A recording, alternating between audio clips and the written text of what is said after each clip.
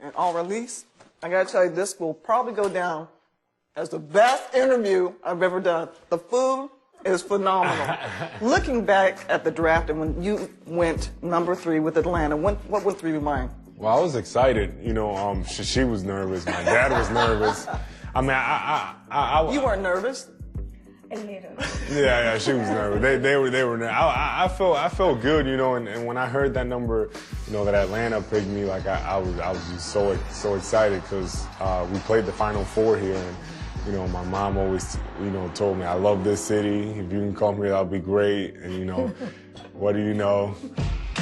Welcome to Atlanta, Georgia.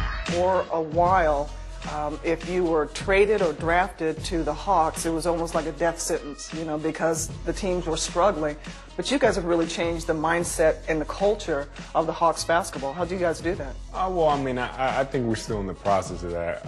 You know, it's definitely about just the guys here wanting to win so bad, and then by myself and AC Law coming in, and we're just trying to, you know, help the team out and you know, just kind of change that around, and you know, we're trying to do that this season and hopefully start a winning tradition here.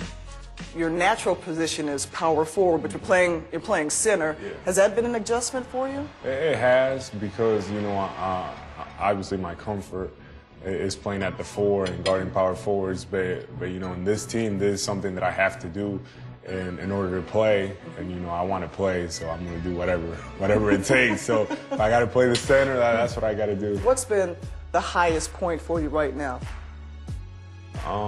I think definitely getting on a little winning streak that we had earlier. We won 5 games. I think those games we played really well and played some really good teams and played really good team ball. Stolen by T.J. Ford. In on Horford, and a foul. And T.J. hit hard. This doesn't look good. The low point was that play, incident I had with T.J.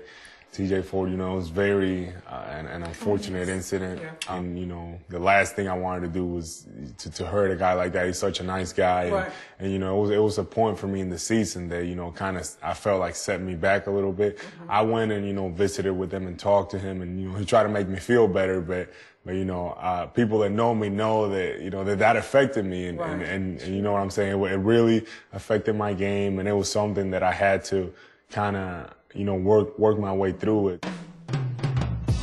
You know, this picture right here is, we got it at the NBA rookie photo shoot. Okay. It's, you know, all 5 of us that here make it to the league, and it's just every day I go in and out of my house, I have to look at it. So, you know, it just reminds me of the guys, and it was probably one of my favorite pictures. Hey, Al, let me ask you this, because everything that I read about you guys staying together, did you just all come together and say, hey, if one of us leaves, we all leave? That was the whole key right there. What you said right there. It was, you know, our sophomore years, like, I remember Joe Kim and Corey saying, well, we want to come back and do it again. I was like, say no more. We're all coming back. So, yeah, it was, you know, I think we knew as long as we were together, we could do anything.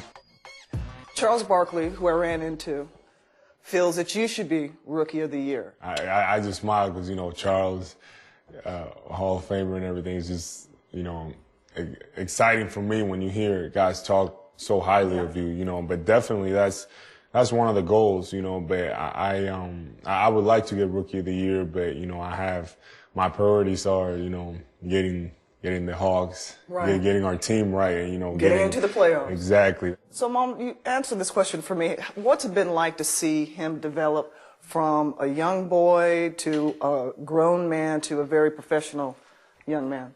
I feel so happy because I see his dreams coming true. Right. I just felt like when he was here inside me. So I just want to see him healthily, really to do the right way he needs to do in the life, and now in his new professional life in sports, happy because he has the same way that he always wants to be. I hear you two talking a lot about heritage and family, and you know, the Dominican Republic is known for turning out terrific baseball players, but what do you want your legacy to be basketball-wise, Al? I think as my legacy, I just want to be someone that opens up opportunities for guys, for talented guys that are in Dominican that don't get the chance to come here and develop their game. Before me, there's been a lot of great players in Dominican that I feel that have paved the way for me, being my dad, and just a lot of guys that were great talents but never really got an opportunity to come here. So I think just my job is just to keep playing and be the best that I can be so I can help other people. It's interesting just spending this quality time with you and your mother and how humble you are, but the reputation in the Hawks locker room is that you think you're a pretty decent ping pong player.